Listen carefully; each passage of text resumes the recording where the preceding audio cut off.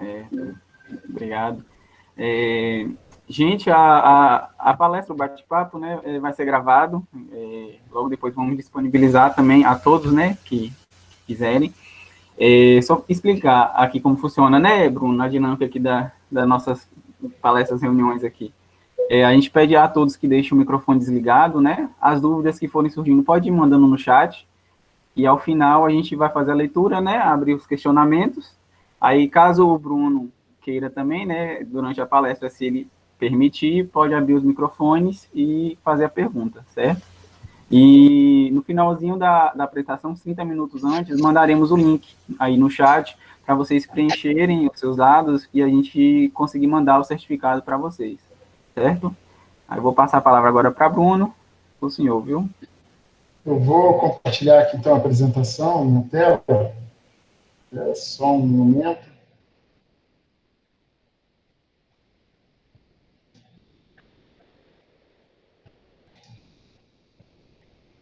Inteira. Tirando.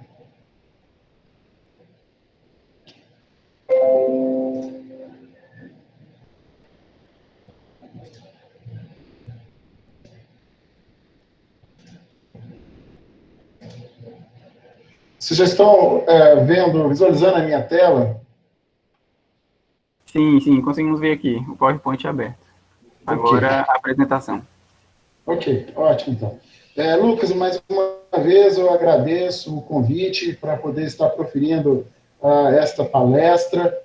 Parabenizo vocês aí pela iniciativa de estar aproveitando a oportunidade da pandemia, que nos trouxe em todo mundo uma crise, mas em toda crise há sempre uma oportunidade. E acabou também nos aproximando mais das pessoas. Hoje eu tenho feito apresentações em diferentes partes do Brasil, e essas apresentações que eram antes presencial, que acabava que tinha um custo inerente ao deslocamento, hoje a gente consegue chegar a mais pessoas pelo meio, né, do online, sempre trazendo informações para o debate na construção aí de um futuro mais sustentável. E por falar em futuro mais sustentável, eu vou trazer para vocês aqui uns slides, escolhi aqui alguns slides mais pontuais, para que a gente possa estar trabalhando o tema, o papel da bioenergia na construção de um futuro sustentável, ou um futuro mais sustentável. Sem dúvida nenhuma, se nós queremos sobreviver no planeta Terra por muitos e muitos anos,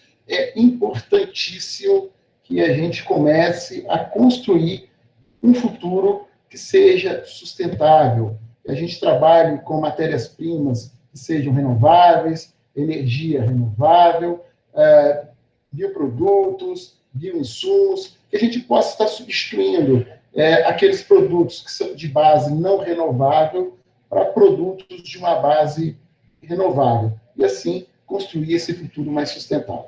Eu vou estar falando para vocês aqui da bioenergia,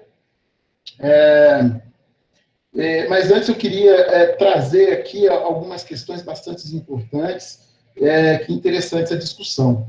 Esse é um slide que nós utilizamos com bastante frequência, referente a um estudo no qual definiram quais seriam os principais problemas da humanidade nos próximos 50 anos. E olhem vocês qual é o principal problema que a humanidade vai enfrentar. Energia. Né? Seguido de água, seguido de alimento, seguido de ambiente, e o quinto problema, que acaba sendo uma consequência de muitos desses problemas, é a pobreza no mundo pela escassez dos recursos naturais. Né? Então, observem que a energia está no topo da necessidade da humanidade. E cada vez mais nós vamos demandar mais energia. Quanto mais quanto mais vai aumentando a população mundial, maior é a demanda por energia. E aí surge aquela questão, de onde virá a energia que o mundo precisará nos próximos anos? Essa é uma reflexão que nós podemos fazer. Mas é interessante que nós, brasileiros, temos que ter muito orgulho do nosso país. Se nós olharmos aqui energia, água, alimento, ambiente, qual é um dos únicos países do mundo que trabalha muito bem todos esses 4 componentes? Nós temos aí a matriz energética mais limpa do mundo, uma das mais limpas no mundo, quase 50% da nossa energia vem de fontes não renováveis, enquanto que no mundo 80% de fontes não renováveis. Repito aqui, eu disse que o Brasil ele tem uma matriz energética com 50% de fontes renováveis, enquanto que no mundo, em média, apenas 20% de fontes renováveis na matriz energética.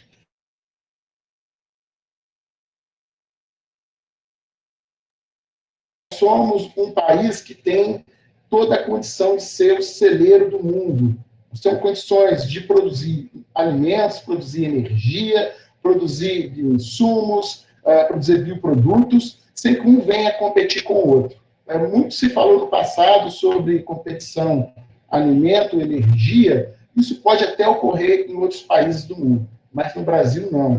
No nosso país, nós temos condições de produzir, inclusive em larga escala, alimento, energia e outros produtos da agricultura. E vocês estão aí numa região, a região do oeste da Bahia, onde, sem dúvida nenhuma, começa a próxima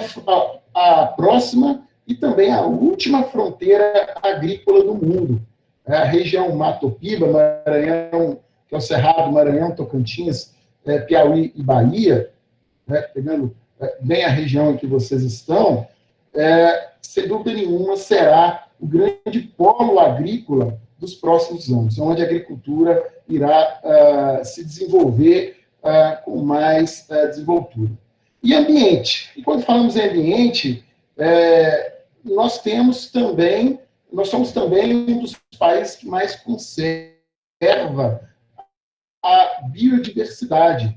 60% do território brasileiro, esses são dados da Embrapa, por imagem de satélite, e também dados que foram confirmados em um estudo da NASA, no qual verificaram que 60% do território brasileiro é mata, ou seja, área de preservação ambiental. Então, somaram todos esses espaços, correspondeu a 60% do território brasileiro. E em qual outro país no mundo nós temos uma potência agrícola como o Brasil que é uma potência agrícola como o Brasil mas que também tem toda essa área preservada, a área em floresta, área em mata, área em caatinga, área em vegetação de cerrado, ou seja, não há um outro país no mundo possui toda essa área de preservação e também produz a quantidade de alimentos, energia, bioprodutos, bioinsumos, como o Brasil produz. E aí eu chamo a atenção de vocês num slide bem interessante. E também eu puxo aqui uma reflexão para que vocês possam fazer sobre o mundo daqui a mais ou menos 50 anos. Esse slide nos mostra a Terra durante o período noturno. E a gente pode ver esses pontos luminosos representam as cidades, ou seja, os pontos que estão sendo iluminados durante o período noturno. Observem vocês que na Europa, Sudeste Asiático, Estados Unidos, Canadá, olha a quantidade de pontos iluminados que nós temos. E no Brasil, nós temos ainda uma boa porção do nosso território ainda demandando uma menor quantidade de energia. E se a gente olhar pela África, a gente verifica que nós temos menos pontos demandando energia. E aí a gente faz uma reflexão, porque quanto mais a população mundial ela vai evoluindo, mais energia ela vai demandando. Imagine vocês como é que seria esse slide, como será esse slide daqui a 50 anos. Nós vamos ter praticamente quase que todo o território mundial. O Brasil vai estar mais ou menos parecido com os Estados Unidos. a África, mais ou menos parecido com o Brasil, e assim por diante. E isso reflete em uma maior demanda energética que nós teremos no mundo. E aí eu costumo dizer, dentre as fontes renováveis de energia, que não se deve entrar na discussão de qual é a melhor fonte de energia. Quanto mais energia, melhor, porque o mundo irá precisar cada vez mais de energia. E aí a gente entra na questão do Brasil, e podemos dizer que nós moramos, como eu já afirmei aqui, nós moramos num país dos mais privilegiados no mundo em termos de vocação agrícola, né, para a produção de alimentos, fibras, energia e outros bioprodutos da agricultura. Isso por quê? Porque nós temos aqui luz praticamente todo o ano, que é importante para o crescimento das plantas, né, para a fotossíntese, para a produção de biomassa. Em muitos países, principalmente de clima temperado, muitos ficam 3, 4 meses com 20 horas, 15 horas de período noturno durante o inverno, né? E aí você não tem aquelas condições favoráveis ao crescimento das plantas. Aqui no Brasil, nós temos sol em todas as regiões, em praticamente, né, todo o período do ano.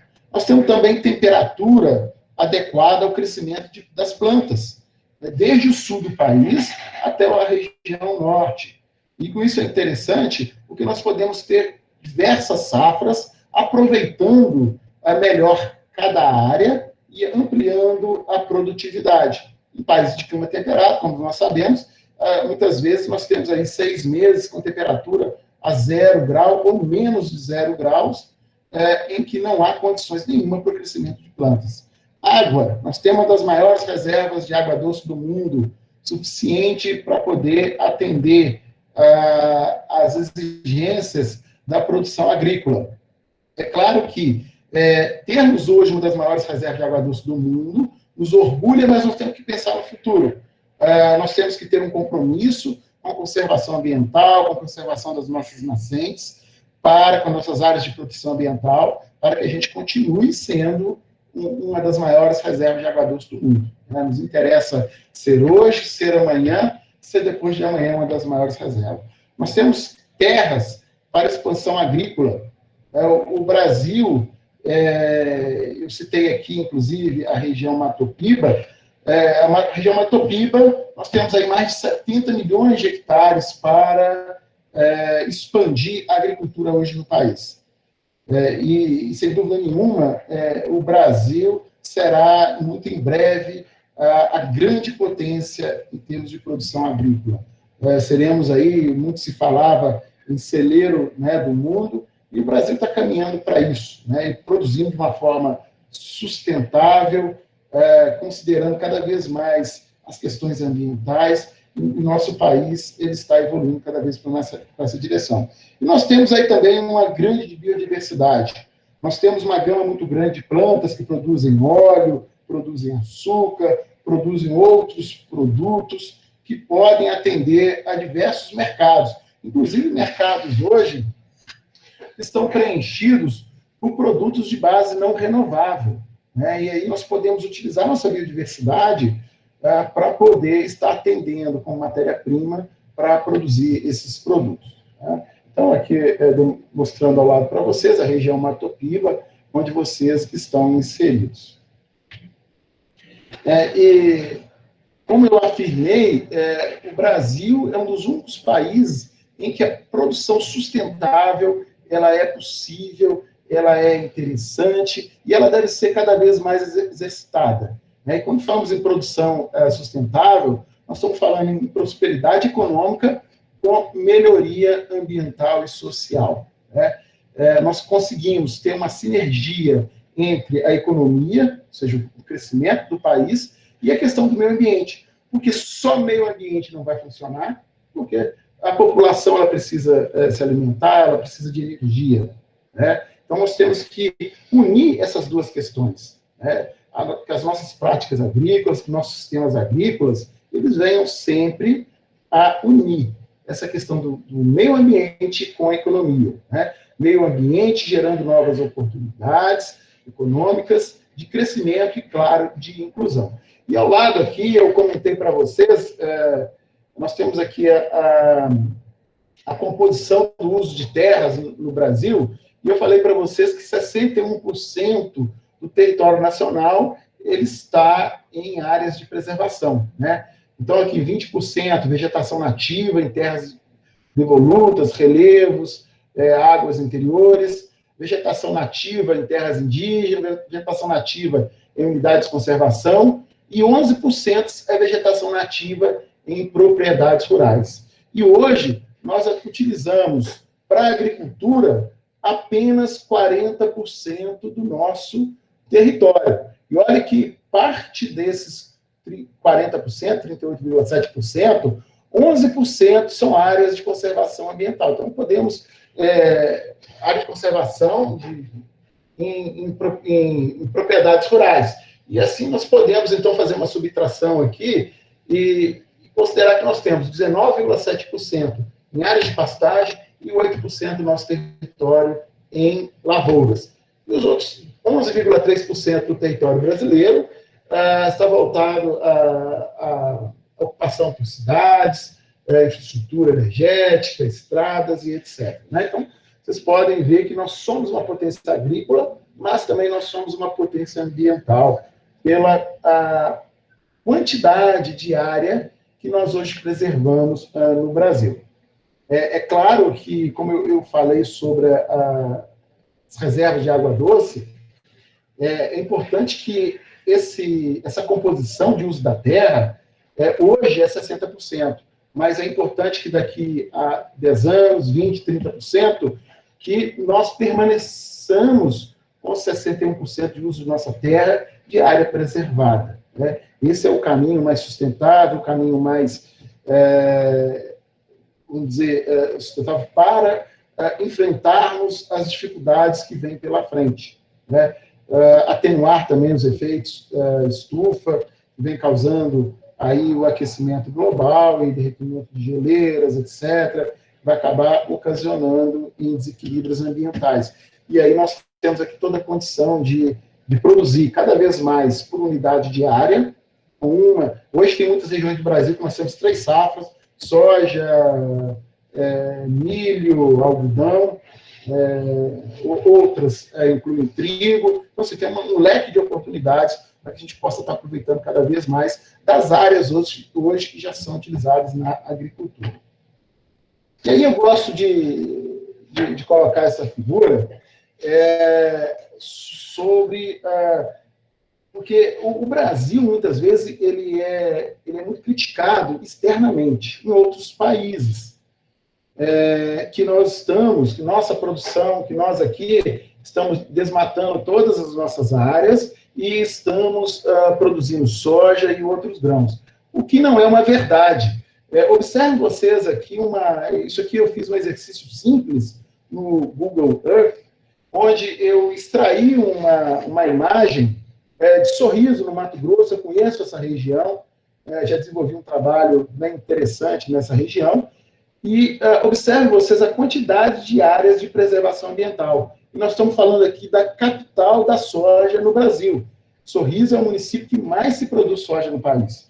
E mesmo assim, podem observar por uma imagem aérea que existem diversas áreas de preservação ambiental, conforme determina o Código Florestal Brasileiro. Né? E aí, por outro lado, nós olhamos aqui Indiana, nos Estados Unidos, uma região de produção de soja, e aí eu chamo a atenção para vocês.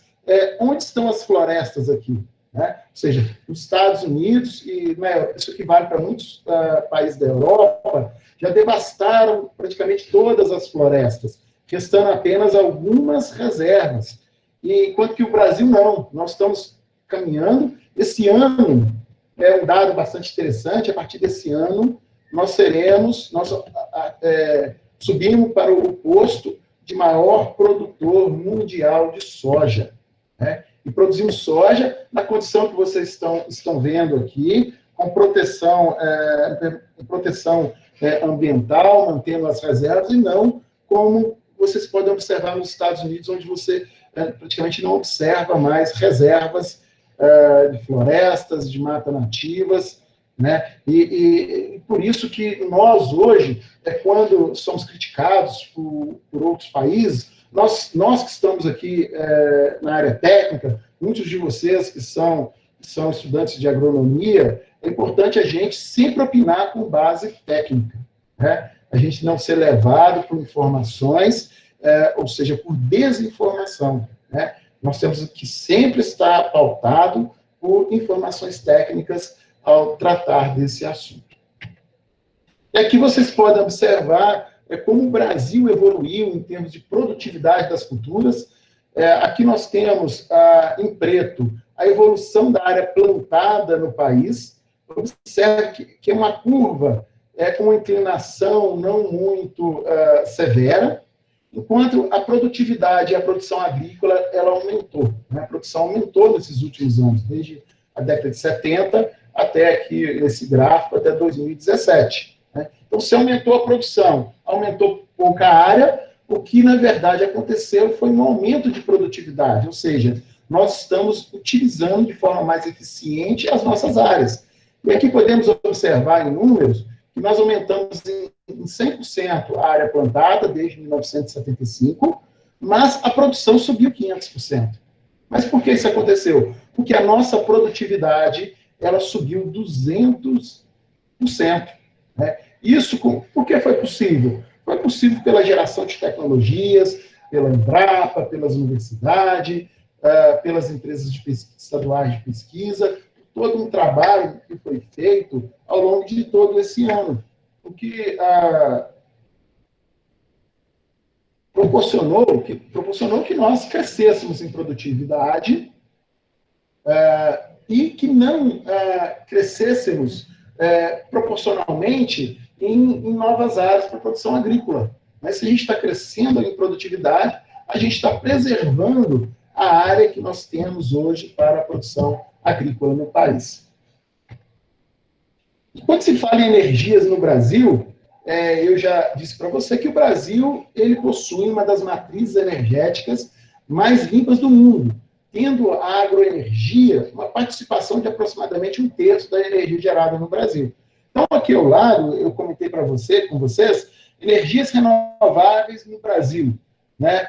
A gente observa aqui no mundo, nós temos em torno de 19% da matriz energética, em média, de energias renováveis, enquanto no Brasil nós estamos na ordem de 41%. Nós já chegamos a 50%, e a meta é aproximar 50% das nossas energias vindas, né, provenientes de fontes renováveis.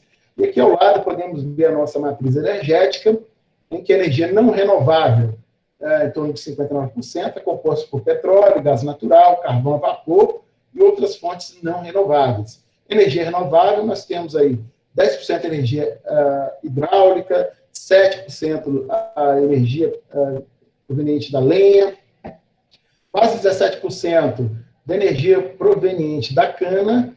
Aí temos aí as outras energias renováveis, como a eólica, a energia solar, o biodiesel, né, estão incluídos nesses outros 4,4%, referente, né, complementando aqui as fontes de energias renováveis que nós temos. Né? Então, aqui podemos ter olhado do lado toda essa matriz energética por meio de uma figura, né?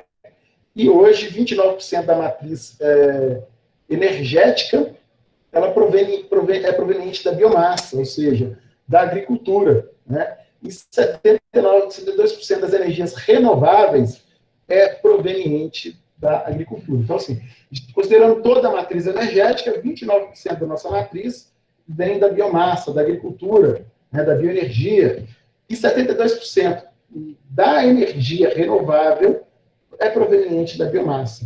Então, vocês observem que a agroenergia, ela teve, tem e sempre terá um papel muito importante aí no fornecimento de fontes de energias.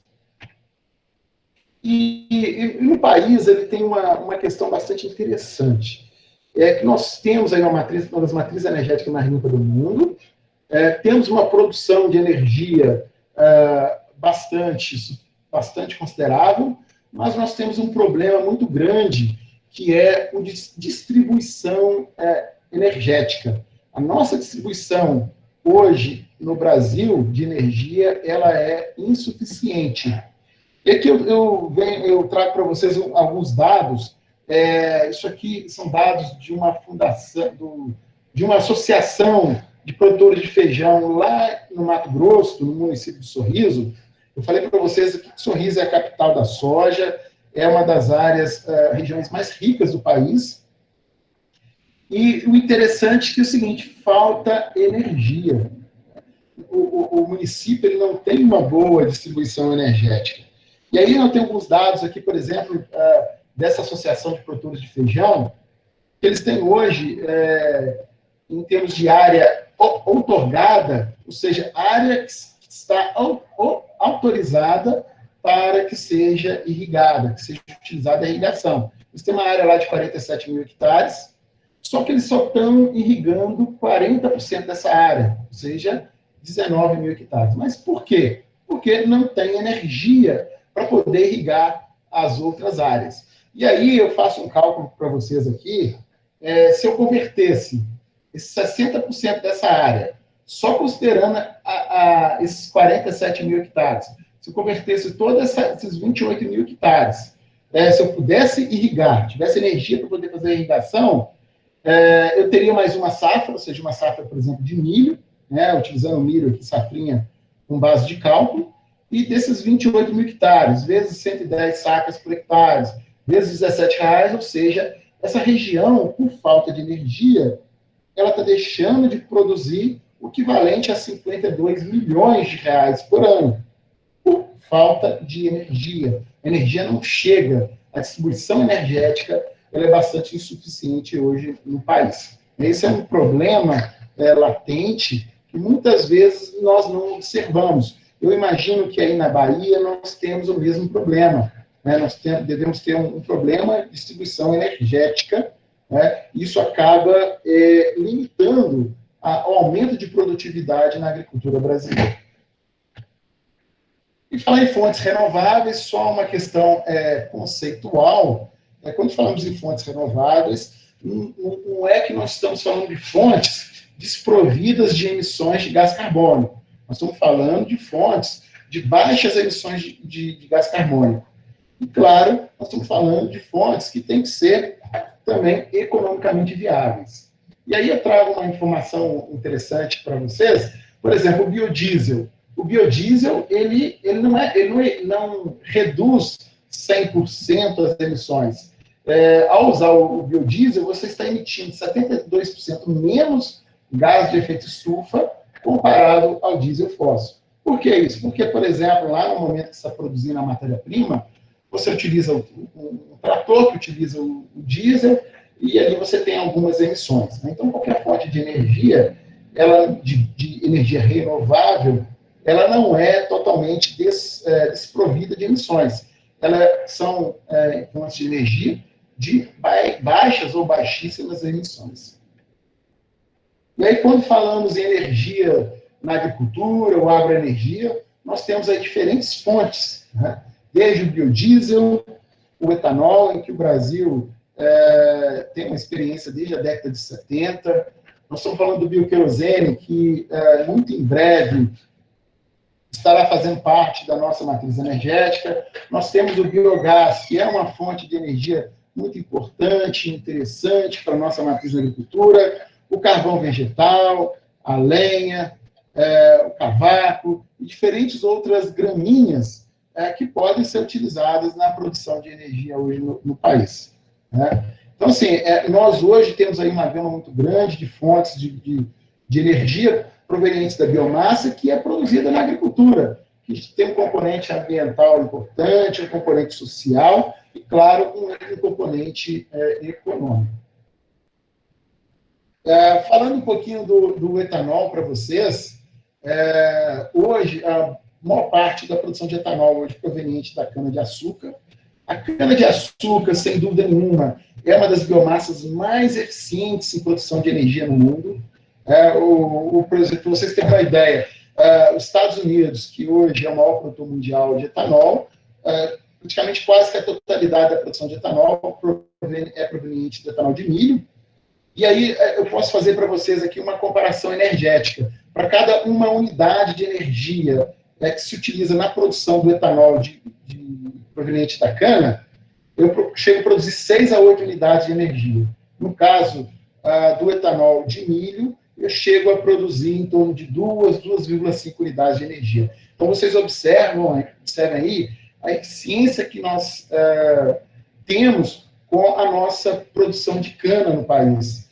E o Brasil, por ser um país de clima tropical, ele tem todas as condições ambientais favoráveis à produção de cana. Eu não entendo, não compreendo e também não aceito por que nosso país não é o maior produtor de etanol no mundo.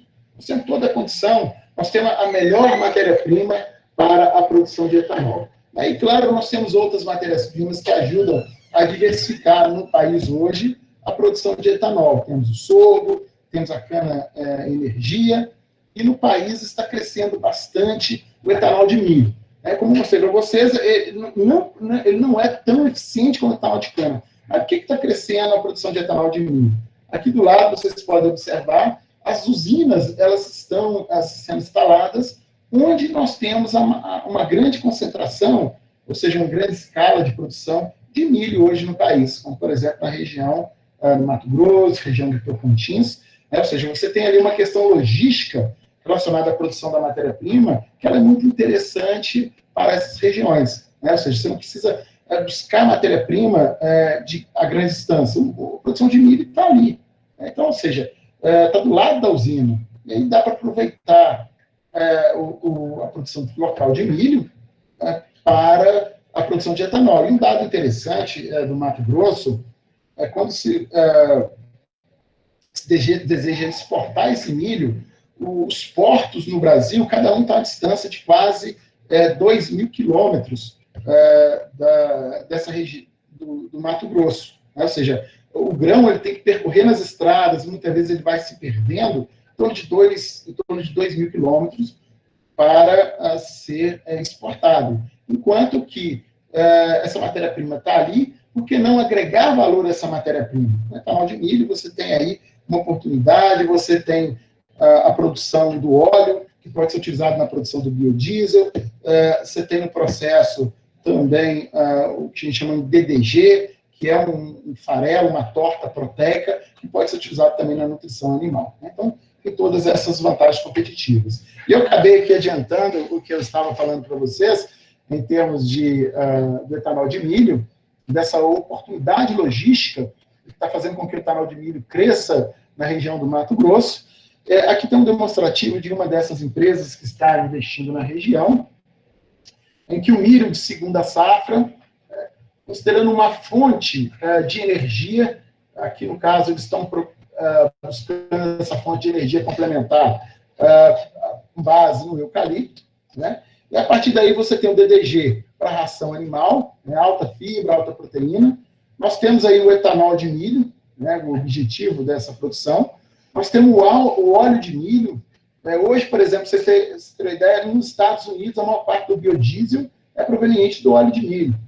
Porque lá, no processo de produção de etanol, você gera uma grande quantidade de óleo de milho. E você pode produzir aí bioenergia, ou seja, energia elétrica que pode ser colocada na rede elétrica, assim como se gera energia da biomassa de cana, energia elétrica da biomassa de cana, do bagaço, pode-se também gerar energia e ser também mais uma fonte de renda.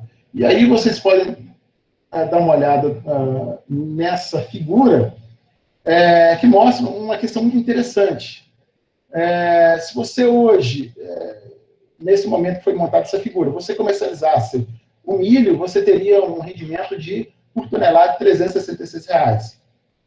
Mas se você convertesse esse milho em etanol, pelos bioprodutos pelos insumos que são gerados, pelos bioprodutos, nós conseguimos aí de 366 e para R$1.061 gerados na produção do etanol. Então, vocês observem que é muito interessante essa questão de se preocupar em agregar valor às matérias-primas, ou seja, agregar valor à nossa biomassa, que pode trazer um ganho, como demonstrado aqui nessa figura de até 190%. Outra questão bastante interessante e recorrente hoje, se fala muito em carros elétricos no mundo. Mais ou menos há uns 3 anos atrás, estava se falando muito que o etanol estava com os dias contados. Isso porque muitos países colocaram como meta, olha, a partir de 2030, a partir de 2040, nós não vamos mais produzir carros de motor a combustão, só carro elétrico. Só que aí eles esquecem de um detalhe. Considerando a energia elétrica, observem vocês que mais de 70% da energia elétrica hoje gerada no mundo, isso, claro, não é o Brasil, mas em média no mundo, ela é de uma fonte não renovável, ou seja, uma fonte suja. E aí você lá compra um carro de motor elétrico, claro, o carro com motor elétrico, ele não vai emitir muito pouco em termos de gás de efeito estufa, mas lá na fonte, onde se produz a energia, nós estaremos contaminando o meio ambiente, emitindo, né, tirando, por exemplo, extraindo um carbono que ele está armazenado em camadas subsuperficiais do solo e trazendo para a atmosfera e contribuindo para o efeito estufa. Então, nós temos aqui que ter um olhar muito crítico, que, por exemplo, o Brasil, será que é interessante o carro elétrico? Será que nós não podemos buscar carros híbridos? Será que não podemos aproveitar o nosso etanol para gerar a energia elétrica e diminuir ainda mais a emissão de poluentes para a atmosfera? Eu estava em um evento há pouco tempo e escutei uma frase que eu achei bem interessante. Fala o seguinte, olha, biocombustíveis ou bioenergia deve ser entendido como uma opção tecnológica para países que têm condições de adotá-los. E no Brasil, é um dos únicos países no mundo que nós podemos produzir agroenergia, ou seja, bioenergia, e alimentos, sem que um venha concorrer com o outro por fontes, por recursos, por área. Né? Assim, nós somos um país bastante privilegiado e temos que sempre que escutarmos, sempre que lermos uma fonte, né, externa falando sobre, por exemplo, fim dos biocombustíveis, os carros serão elétricos, a gente tem que ter toda fazendo tudo uma análise crítica. Falando um pouco do biodiesel, o programa de biodiesel é mais recente que o programa de etanol. O programa de etanol começou na década de 70, o biodiesel começou em 2005, e hoje nós estamos na mistura de 12% de biodiesel no diesel.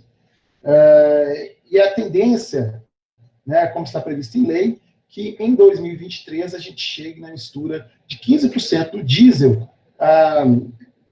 será biodiesel. Hoje, mais recentemente, o governo, até por uma questão de segurança energética, em função da crise gerada pela pandemia, ele até decretou uma redução para 10% de biodiesel no diesel. Isso foi recente, foi anunciado há 2 semanas, mas será transitório. Após esse período bastante curto, novamente, nós estaremos seguindo com esse cronograma e muito em breve teremos aí 15% de biodiesel no diesel. E aqui nós temos as fontes de matérias-primas hoje utilizadas na produção de biodiesel no Brasil e também por região. Né? O óleo de soja, sem dúvida nenhuma, é a principal matéria-prima hoje utilizada no biodiesel no Brasil, seguido da gordura bovina, ou seja, do sebo, outros materiais graxos, muitos desses aqui resíduos, óleo de algodão, óleo de palma aqui nós estamos falando do dendê, óleo de milho, começa a aparecer já na matriz energética do biodiesel, e a outra fonte é a canola. Então, nós temos aqui um leque, né, de matérias-primas que são utilizadas no biodiesel. Mas por que a soja ela corresponde com tamanha proporção? E outras matérias-primas, como, por exemplo, a palma e a canola, contribuem com pequena proporção na cadeia produtiva do biodiesel. Isso se deve pela escala de produção que nós temos na produção de soja hoje no Brasil. Hoje nós temos aí em torno de 35 milhões de hectares plantados de soja. E se nós pegássemos toda a soja colhida, convertêssemos essa soja em óleo, nós produziríamos 4 vezes o que se demanda hoje para o biodiesel. Olha que interessante, olha a capacidade produtiva que o país tem hoje em termos de soja. Não é à toa que como eu já comentei, nós, a partir desse ano, estamos assumindo o pódio, né, de produção de soja no mundo. Estamos passando os Estados Unidos na produção de soja, né? E as outras matérias-primas, nós precisamos aumentar essa escala de produção. Quanto soja, nós temos 35 milhões de hectares, canola, nós estamos com 40, plantamos esse ano 40 mil hectares apenas. Então, olha a diferença proporcional. Então, devido à questão da escala de produção, da quantidade produzida, é que nós não temos uma participação maior das outras matérias-primas, né? E aí eu mostrei para vocês a agregação de valor. Quando você utiliza 1 tonelada de milho para etanol, aqui eu vou mostrar para vocês a agregação de valor que se pode ter quando você utiliza 1 tonelada de soja, ao invés de comercializar essa 1 tonelada, né, somente exportá-la, você trabalha essa 1 tonelada de soja na produção de biodiesel. E observem que nós conseguimos aqui agregar em torno de 84%, fazer uma taxa de agregação de valor na industrialização da soja para a produção de biodiesel, em torno de 84%. E o Brasil, ele precisa ampliar mais, deixar de ser cada vez mais um exportador de commodities para ser um exportador de matéria-prima com valor agregado. Nós precisamos caminhar, né? Hoje, 60%, 70% da nossa soja ela é exportada em grãos. Grande parte, 70%, 80% desses 70% que são exportados, a soja é direcionada à China, que é o nosso maior comprador. Mas por que não, em vez de exportar a soja em grãos, onde nós estamos levando água, levando minerais, levando ali um produto de baixo valor agregado, por que não exportar o farelo, exportar o biodiesel, exportar o próprio óleo, exportar a glicerina, lecitina, né? Então, a gente tem que, ao longo dos próximos anos, o Brasil ele tem que trabalhar fortemente numa industrialização da agricultura, para que a gente possa agregar valor. Então, se você, com isso, você aumenta o valor da nossa agricultura, aqui, por exemplo, mostrando 84%, sem ter que incorporar um novo hectare na produção agrícola, né? Eu acho que essa a industrialização, a reindustrialização do Brasil, ela é importante para que a gente possa aumentar ainda mais o PIB da nossa agricultura, que muitas vezes, né, que assim, nos últimos anos, ele é responsável pela balança comercial positiva que o país possui. Se não fosse o PIB, a agricultura hoje, né, o nosso agro, nós estaríamos aí numa recessão por muitos anos. Mas, devido à nossa agricultura, ao nosso agro, nós não estamos em recessão. Vamos falar um pouquinho das matérias-primas. A primeira delas, eu gostaria de citar aqui, né, por matérias-primas alternativas à soja, a palma de óleo.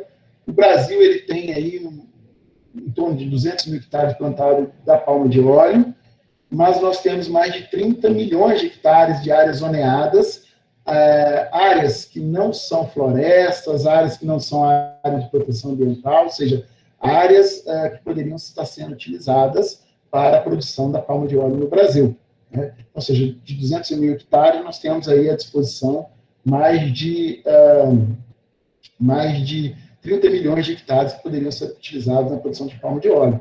E a palma de óleo, no mundo, ela corresponde à principal produção, né? Ou seja, a maior produção de óleo no mundo é proveniente da palma, principalmente da Indonésia, de alguns países asiáticos, e essa seguida da soja, seguida da canola, são as três oleaginosas em termos de maior produção de óleo no mundo. O interessante da palma de óleo é justamente a produtividade de óleo. Enquanto, por exemplo, a soja produz 500 quilos de óleo por hectare, a palma de óleo produz 4.000 quilos de óleo por hectare, ou seja, 8 vezes a produção de óleo da soja. É claro que vale uma ressalva que hoje se comercializa soja muito mais com objetivo na proteína do que, na verdade, no óleo, né? Mas aqui nós temos uma matéria-prima aí que ela é uma excelente alternativa para diversificar a matriz de produção de óleos no país. Nós temos a macaúba, que é uma palmeira nativa do Brasil, interessante para o Nordeste, interessante para a região Centro-Oeste, tem uma capacidade produtiva muito semelhante à palma de óleo, em torno de 4 toneladas por hectare de óleo. E esse óleo ele é muito interessante, possui características bem interessantes para a produção de biocombustíveis, como biodiesel, bioquerosene. Hoje está muito em evidência a questão do diesel verde, chamado também de HVO. Então, aqui nós temos uma matéria-prima que pode ser muito interessante. E o único entrave ainda em relação ao uso da macaúba, que é uma matéria-prima que nós estamos em fase ainda de domesticação. Nós estamos desenvolvendo domínio tecnológico, ou seja, variedades, sistema de produção, sistema de colheita, né? Mas é uma matéria-prima que tem um potencial muito grande, principalmente trabalhar em sistemas voltados ao extrativismo, cultivos integrados, como, por exemplo, ILPF, para pequeno, médio, grande produtor, associar serviços ambientais, principalmente pela incorporação de carbono. Então, você tem um leque de oportunidade em relação ao macaúba. Outra matéria-prima que eu gostaria de destacar é a canola.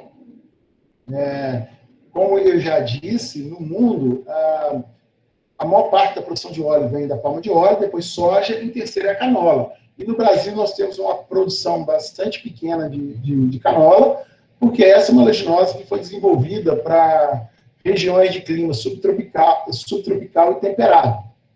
E aqui da Embrapa, nós temos desenvolvido todo um trabalho de melhoramento genético para tropicalizar a canola. Fazer com a canola o que se fez com a soja no passado.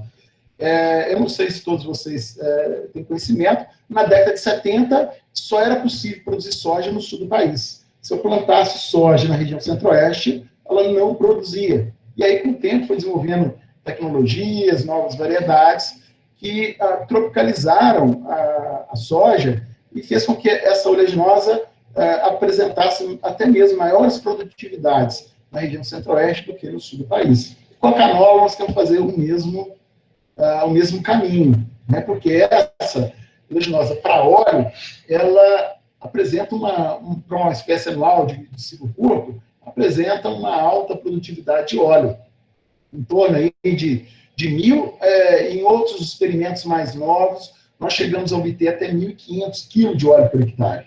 Lembrando que a soja produz 500 kg de óleo por hectare. E qual seria a estratégia de uso dessa oleaginosa?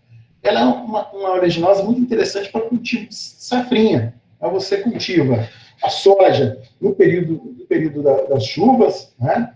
E, em sequência, a canola ela viria como uma opção de safrinha. Então, por exemplo, hoje utiliza o milho safrinha, poderia intercalar alguns anos utilizando a canola. E aí você teria, na mesma área, 500 kg de óleo por hectare da soja, mais 1.000 kg de óleo por hectare da canola, ou seja, 1.500 kg de óleo por hectare, mais o farelo, que o farelo da canola é um farelo que tem aí acima de 32%, 33% de proteína, muito interessante para a nutrição animal. Tá? E a gente faz até um cálculo aqui, um cálculo simples, né? Se você hoje, 10% da área é utilizada por soja, que são 35 milhões de hectares mais ou menos, 10% dessa área utilizasse a canola como safrinha, nós não estamos falando aqui utilizar ou a maior parte da área com a canola como safrinha, não. Estou falando em 10%. 10% daria 3 milhões de hectares, e até coloquei aqui uma produtividade de óleo menor, 700 kg de óleo por hectare, ou 700 de litros por hectare, daria 2,5 bilhões de litros de óleo. Isso, em termos quantitativos, é quase metade do que se demanda de óleo para a produção de biodiesel no país. Né? Então, por ser uma oleaginosa de ciclo curto, com a tropicalização, nós poderemos aumentar muito rapidamente a produtividade, a produção de óleo, né, no país, principalmente o óleo de canola. E por ser um ciclo curto, e ciclo curto nós estamos falando aqui de 90 até 120 dias. O bioquerosene eu citei para vocês, esse são novos biocombustíveis. As empresas aéreas elas já definiram meta de crescimento neutro em carbono, e as misturas de bioquerosene na querosene são as principais estratégias hoje para reduzir as emissões de gás de carbono no sistema aéreo mundial, né? Não só brasileiro, mas mundial.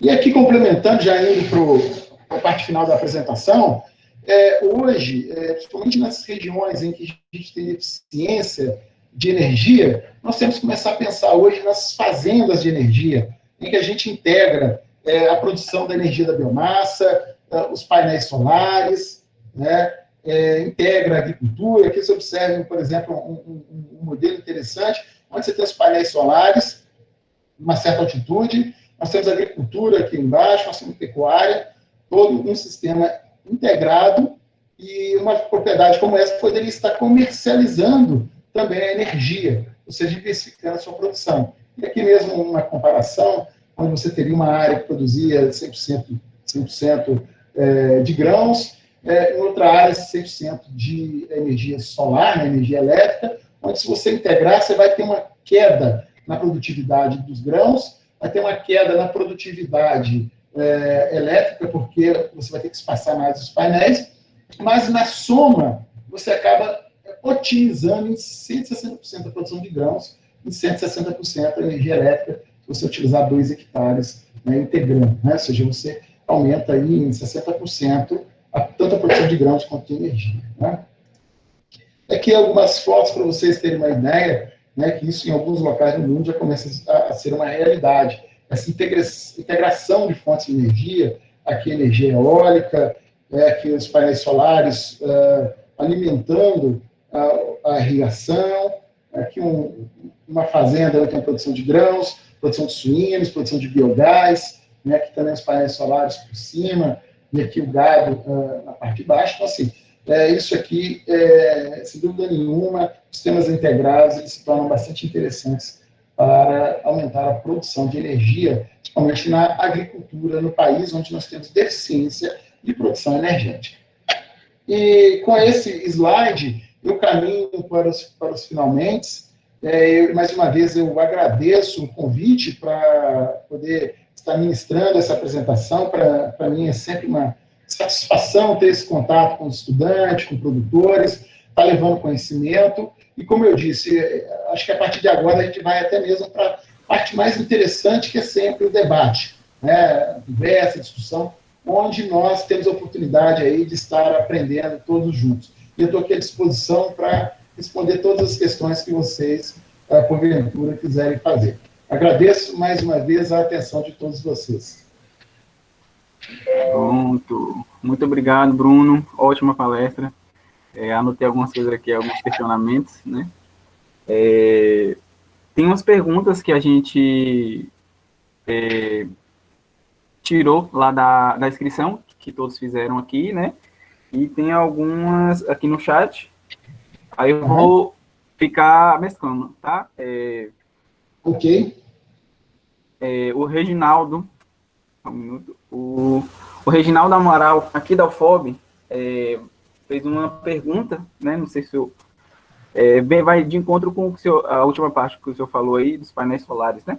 O que é preciso para montar um sistema off-grid? Ok. Em relação hoje, a energia proveniente de painéis solares, né, energia fotovoltaica, é algo que está muito crescente no país, está crescente justamente porque o custo está caindo, né? O que precisa para que a gente possa aumentar ainda mais a questão do uso de painéis solares, né, o uso de energia eólica, é justamente de políticas públicas que possam beneficiar e diminuir, por exemplo, a carga tributária para essas fontes de energia, para que o país possa investir mais. Não só o país. Eu imagino, por exemplo, só agricultura. Eu imagino, por exemplo, uma cidade em que todas as casas elas estão cobertas por células fotovoltaicas, elas estão gerando energia para consumo e ainda pode comercializar o excedente para a rede elétrica, né? Colocar o excedente de energia na rede elétrica. Então, há uma oportunidade muito grande e é claro que a gente precisa de políticas públicas que a gente possa diminuir um pouco o custo, né? E claro que nos últimos anos esse custo já veio diminuindo.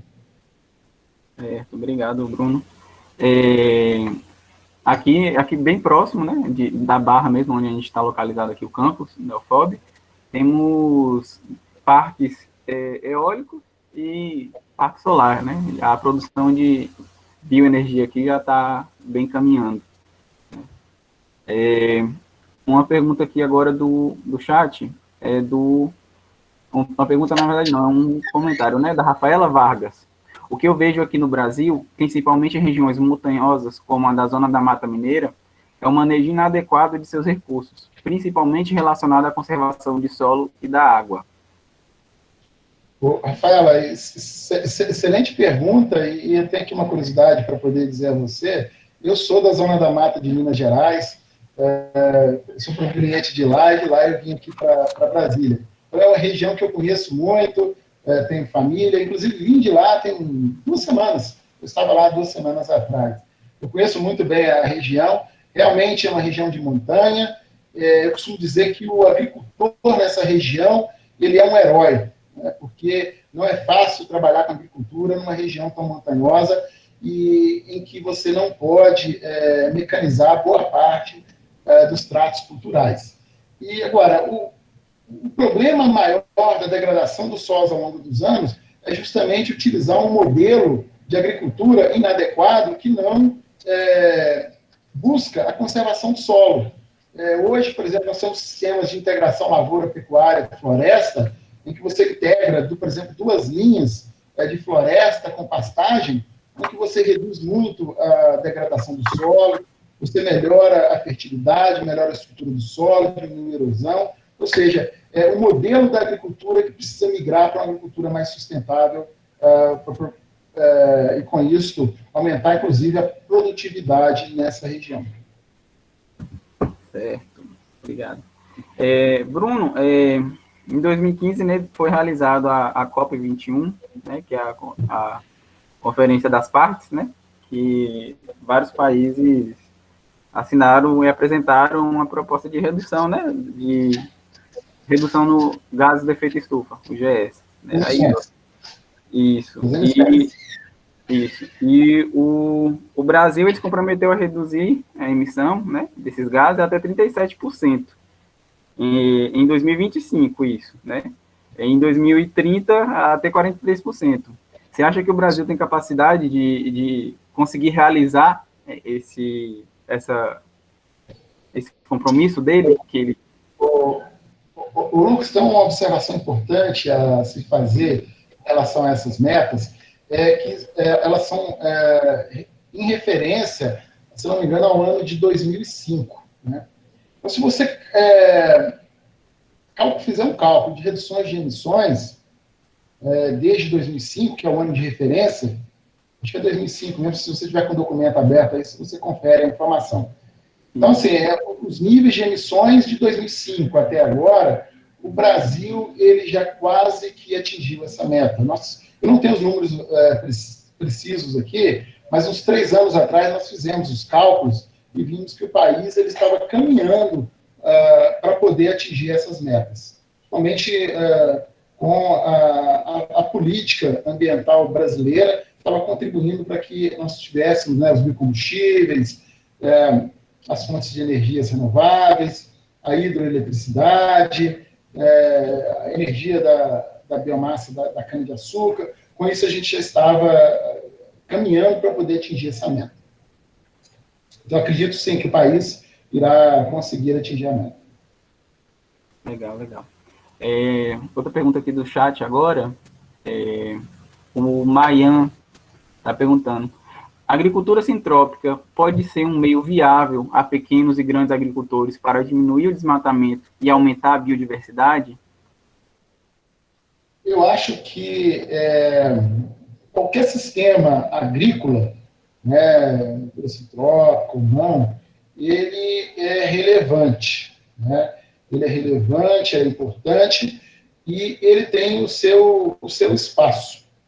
Porque eu vejo que assim, o importante é que o produtor rural ele venha a produzir na sua propriedade renda para sustentar a sua família, seus filhos, para ter uma qualidade de vida. Eu acho que isso é de suma importância na agricultura hoje no país. Nos seus diferentes sistemas agrícolas, por exemplo, sistemas orgânicos, sistemas hidróponicos, sistemas extensivos, né? Acho que qualquer sistema é importante que ele seja economicamente viável, né? Então, a agricultura sintrópica é mais um sistema. Acho que é importante o produtor que está interessado na agricultura sintrópica ele certificar a sua propriedade para que ele possa agregar, ele provavelmente vai ter uma produtividade menor das culturas que ele estará trabalhando, mas se ele certificar essa propriedade, ele consegue aí agregar maior valor ao seu produto. E com isso, equilibrar a renda comparado, por exemplo, a um grande produtor de área extensiva. Obrigado. Pergunta do Roberto Bispo, da UFRB, que é a Federal do Recôncavo da Bahia. Como estão as políticas em relação a essa temática, a bioenergia, né? E quais os principais entraves? Bom, as políticas para a bioenergia, né, favoráveis à bioenergia, elas começaram lá na década de 70 com a criação do pró-álcool.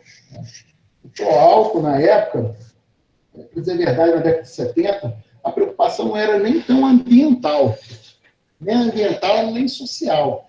Era uma preocupação de segurança energética. O país estava em risco de desabastecimento de petróleo.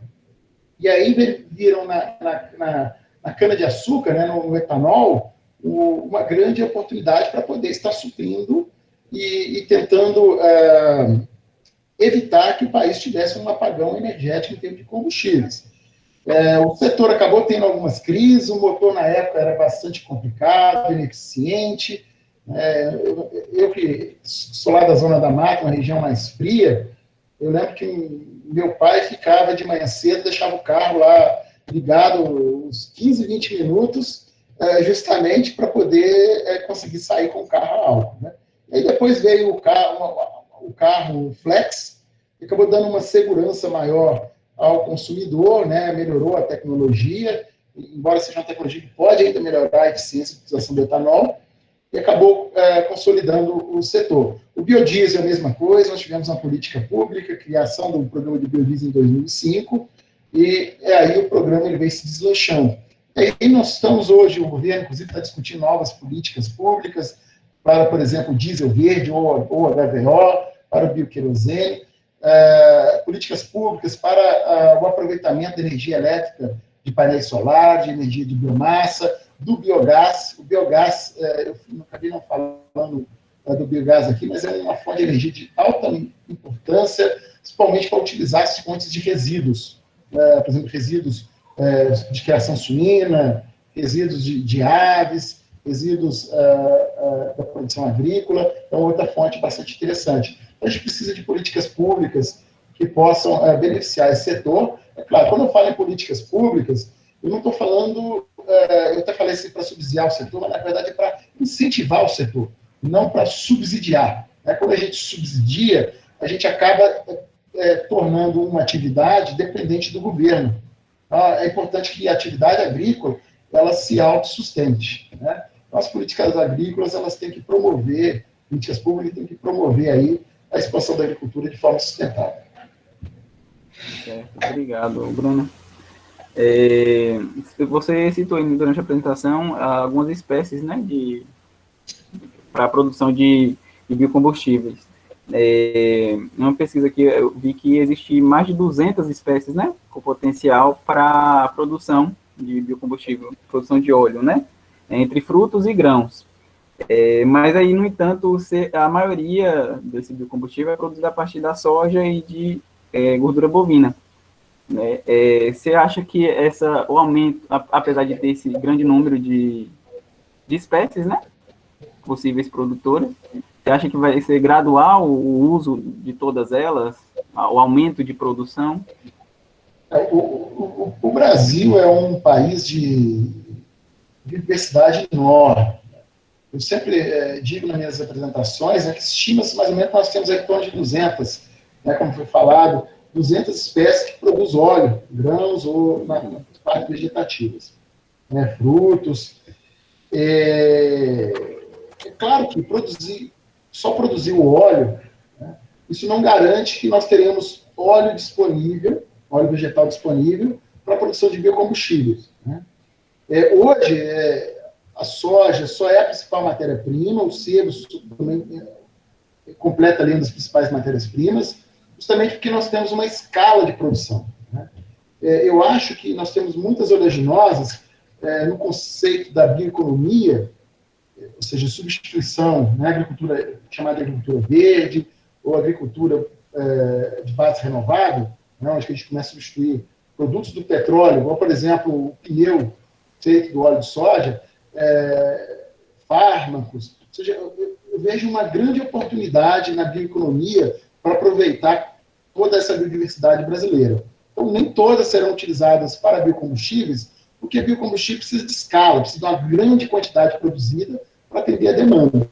Mas o país ele tem que aproveitar mais sua biodiversidade, agregar mais valor, gerar mais fonte de renda, e isso vai ajudar. Se você gera renda, você preserva o ambiente, é isso que é importante, né? Gerar fontes de rendas aí, porque na falta de renda é que, às vezes, infelizmente, alguns agricultores ou mesmo criminosos acabam desmatando no país.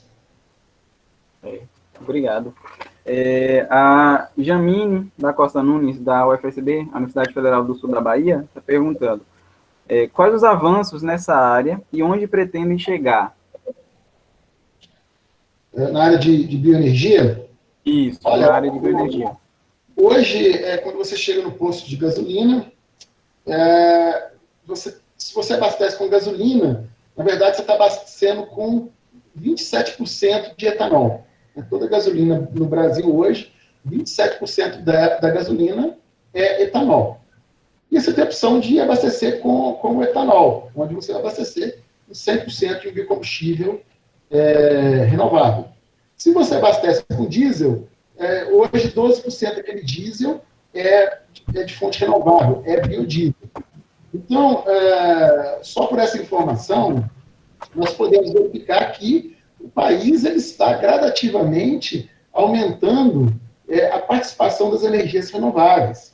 Né? E a tendência é que cada vez mais. Né? Então, até 2023, a gente deve aumentar para 15% de biodiesel no diesel. Né? Com isso, a gente vai ter um combustível cada vez mais sustentável. Nós estamos falando em carro elétrico, só que abastecido com etanol. Que tem capacidade de rodar uma quilometragem muito maior por litro de etanol, porque o carro movido a etanol hoje, ele roda. Ou seja, mais eficiente, né? Então, assim, o biogás, como eu disse citando, então, todas essas fontes de energia, elas vêm evoluindo, o país está cada vez mais aumentando a participação dessas fontes na matriz energética brasileira. Ótimo, obrigado. Bruno, não sei se você percebeu, eu acabei saindo e entrando aí, porque a internet caiu aqui. E eu acabei perdendo as perguntas aqui do chat. Aí a nossa assessora, está presente aqui na palestra também, ela vai entrar e vai fazer a leitura para você das perguntas, porque como eu perdi... Ô, Lucas, Lucas, eu queria também deixar à vontade, né, nós estamos aí na sala com mais de 28 participantes, que alguém quiser perguntar, ter a palavra, que fique à vontade. Tá? Sim, claro, claro. Tainá? Oi. Boa noite, gente. Boa noite. A Paty Mota pergunta, por que o Brasil ainda não consegue vender soja, palma, milho como produtos industrializados? E o comércio exterior só tem interesse na matéria-prima? Bom, vamos responder em parte. Nossa, na verdade, o Brasil ele exporta alguns produtos da soja, da palma e do milho. Né? Só que boa parte, por exemplo, a palma de óleo é uma outra condição. Vamos falar de soja e de milho, porque no caso da palma de óleo, na verdade, o Brasil hoje ele importa o óleo de palma para poder complementar a demanda para o consumo alimentício e o consumo de biocombustível. Tá? Em termos de soja, de milho no país, o que ocorre é o seguinte, acho que lá na década de 80, acho que década de 80, foi década de 80, o Brasil ele estava querendo aumentar suas exportações, ou seja, gerar divisas. E aí foi elaborada uma lei chamada Lei Candir, Candir. Depois vocês podem ler sobre essa lei. E essa lei, ela desonera a exportação em grãos e onera a exportação de produto de valor agregado. O que eu estou dizendo? Bom, se eu for exportar hoje soja em grãos, eu não pago imposto. Se eu quebrar a soja em farelo e em óleo, ao exportar o farelo e óleo, eu vou pagar imposto. Né?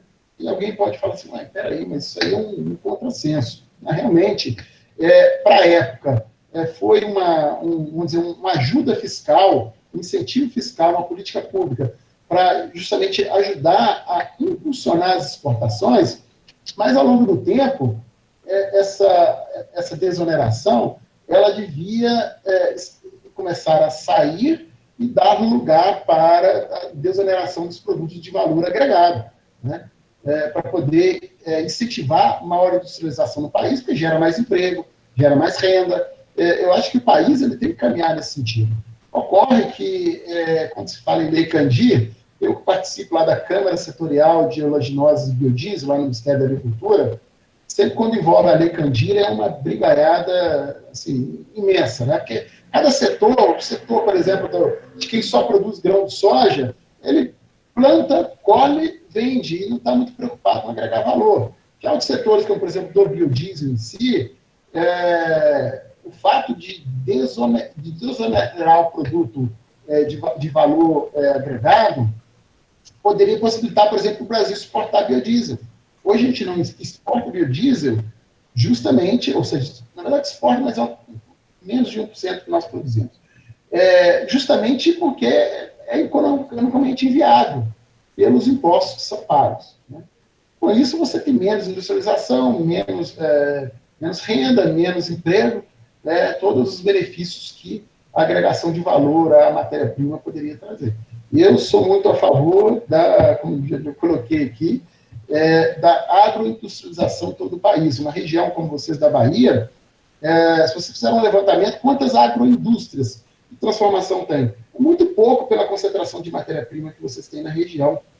E aí você acaba transportando essa matéria-prima por estradas esburacadas, o caminhão vai balançando, vai perdendo mais de 10% da nossa safra brasileira, você perde nas estradas. E aí tem que transportar o milho, soja, ou para os portos, ou para uma central de industrialização, que às vezes está a 500, 600, 700 quilômetros. Com certeza, isso mesmo. Gente, vocês ficam à vontade, viu, para abrir o microfone e comentar, fazer perguntas. Você falou aí do escoamento mesmo, né? Aqui na Bahia era para ser lançado esse ano, né? Não sei há quantas anos ainda, mas existe a Ferrovia Oeste-Leste, né? Que pretende ligar parte ali do Tocantins e a Bahia, e para que escoa a produção, né? Lá no Porto de Ilhéus. Né? Tainá, você pode ler outra pergunta do chat? Rafaela Vargas.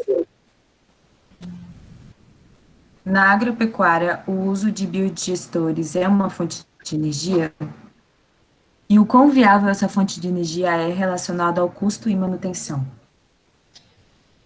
Por exemplo, o biogás ele é produzido a partir de biodigestores. Né? Você tem, em algumas regiões do país, que produz suinocultura, você só tem a licença para poder implementar a atividade de suinocultura se você tiver o biodigestor relacionado. Né? Porque você não pode pegar esse resíduo da suinocultura e jogar no ambiente. Né? Mesmo em fertirrigação, não se pode. Tem que passar pelos biodigestores primeiro. E esses biodigestores, por que não gerar energia? Pela quantidade de gases que são gerados. Então, hoje, principalmente lá no Mato Grosso, eles trabalham muito no modelo da economia circular. O que é economia circular? É uma atividade atrelada à outra. Por muito tempo, nós focamos na economia linear. O que é economia linear? Você entra com insumo, sai com produto e morreu a atividade. Ou seja, eu compro adubo semente, planto soja, vendo a semente. Acabou. Né? Numa economia circular, você produz soja e milho. Na mesma propriedade, você produz aves e suínos. Os dejetos da ave e suínos, eles vão para o biodigestor, que gera energia. A água residuária do biodigestor, elas vão para os reservatórios de água, onde eles criam peixe, e aquela água também é utilizada para a irrigação da soja e do milho, e que fecha novamente o ciclo, ou seja, uma atividade agrícola relacionada à outra. Né? E nesse sentido, os biodigestores são interessantíssimos, e não tem como nem falar que não são economicamente viáveis. Eles acabam sendo necessários nesse processo, principalmente em regiões em que nós temos deficiência na produção energética. Obrigado. Distribuição energética. Obrigado, Bruno. Bruno, no início de sua apresentação, você citou aí sobre o percentual de áreas, né, com vegetação nativa. Aí você falou que 13% da vegetação nativa é indígena, né, do 60%, se não me engano, do 60% total, né, que é preservado. Recentemente levantou várias discussões isso a respeito do uso de terras indígenas, onde os próprios índios estão adentrando nas grandes culturas, produzindo soja, milho. O que o senhor acha dessa discussão, desse levantamento? Esse é um assunto bastante polêmico, né, na atualidade.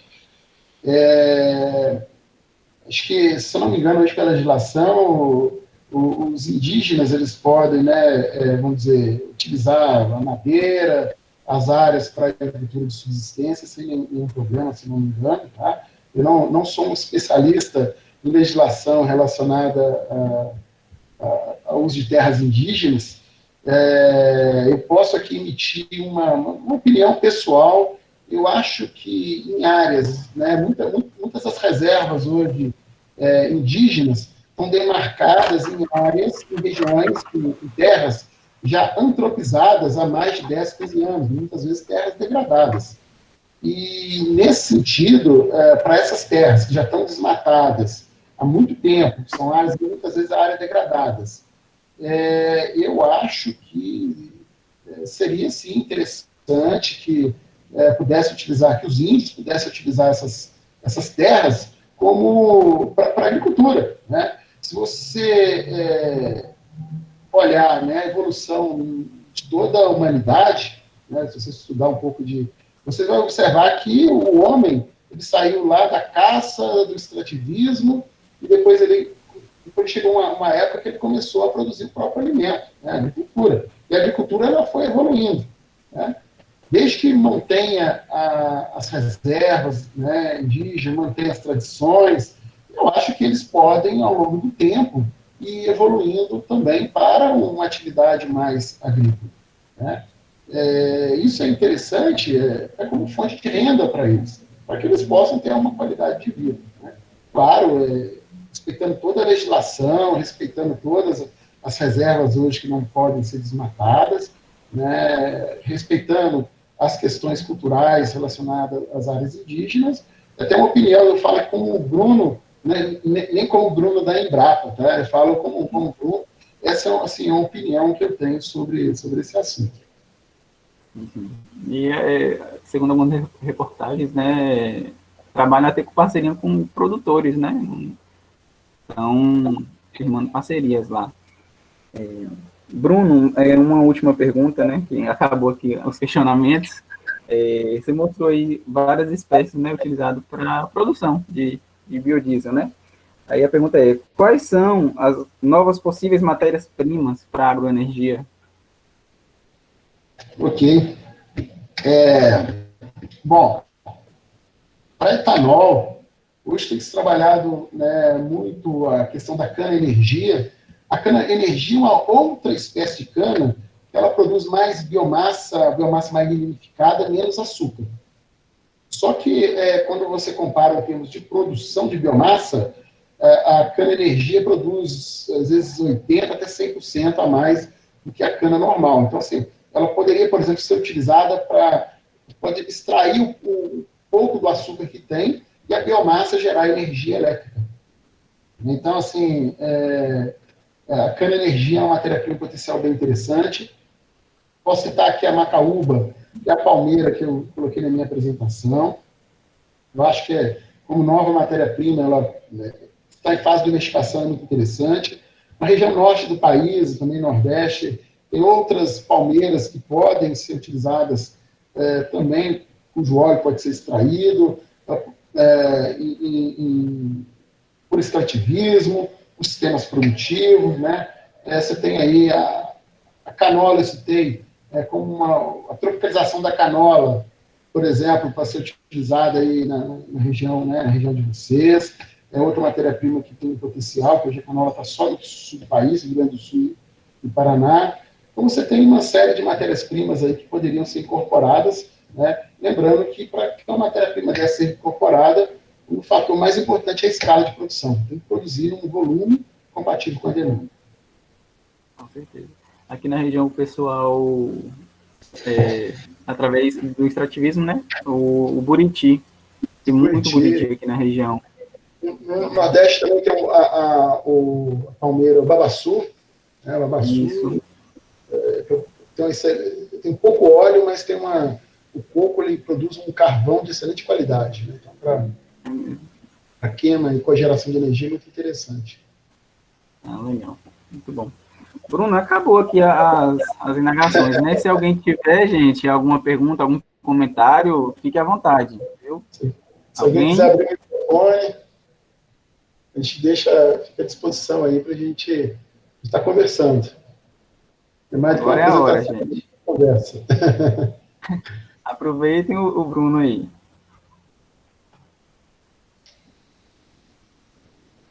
Eu acho que o pessoal está tímido, não vai querer falar.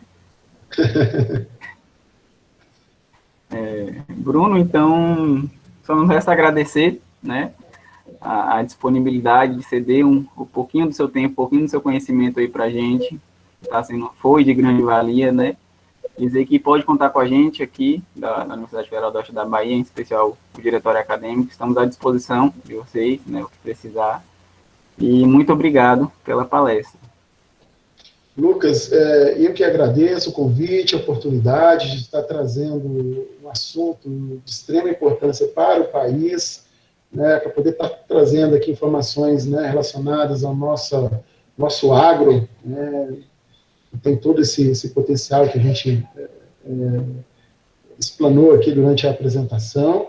E, como eu disse, um dia também eu já fui estudante e eu sempre aproveitava muito as palestras, né, dos pesquisadores, e hoje eu tenho um prazer muito grande, assim, de estar fazendo esse trabalho, de estar conversando, de estar apresentando, de estar junto com vocês aí, né, para poder formar conhecimento, que vocês, sem dúvida nenhuma, são o futuro desse país. Né? Então, Lucas, eu agradeço mais uma vez, parabenizo pela iniciativa desses eventos que você está realizando, sem dúvida nenhuma, você está deixando aí uma grande contribuição. Obrigado. Foi muito boa a palestra. Espero que todos os participantes tenham gostado, né? Teremos outras, o nosso ciclo de palestras acaba no dia 31, né? Na semana que vem ainda temos mais. Estão todos convidados, né? E, mais uma vez, muito obrigado, viu, Bruno? Ok, Lucas. Uma vez obrigado e uma boa noite a todos. Valeu, obrigado. Boa noite a todos, gente.